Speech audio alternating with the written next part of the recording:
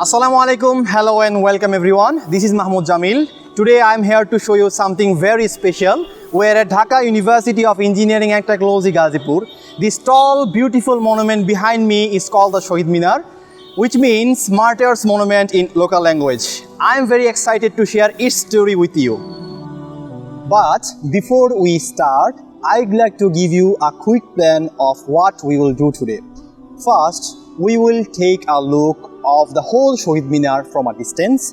Second, we will know about the history of Shahid Minar, why it is here.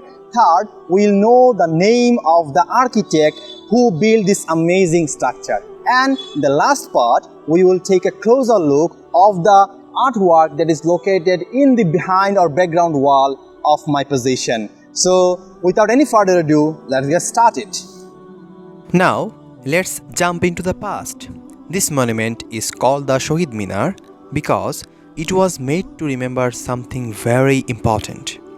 In 1952, people in Bangladesh wanted to protect their Bangla language and culture. This was a big deal. The most special day was February 21st, 1952. We still celebrate it as International Mother Language Day. That is why this monument is here, to remind us of the love for our language and culture. And guess who designed this beauty? It was an architect named Shoumen Hajra. He had a big job because he needed to design something that tells a story. And believe me, he did a wonderful job. Dear viewers, now let's get a closer look of the paintings that I have mentioned that I will show you in the background wall. Now take a closer look. There are two women who are working. One woman is creating pots from mud, and there is another woman who is getting out of dust from rice husk. There is a bush of straw or hay. There is a man who is hammering something to create sharp things, sharp material.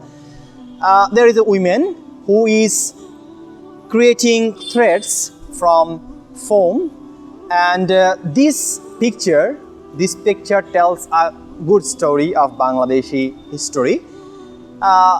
This picture here, in this picture, you may see that Rashtra Bhasha Bangla Chai. It is written in Bangla language, which means our national language must be Bangla. This picture represents the incident happened in 1952 that I have mentioned you earlier in this video.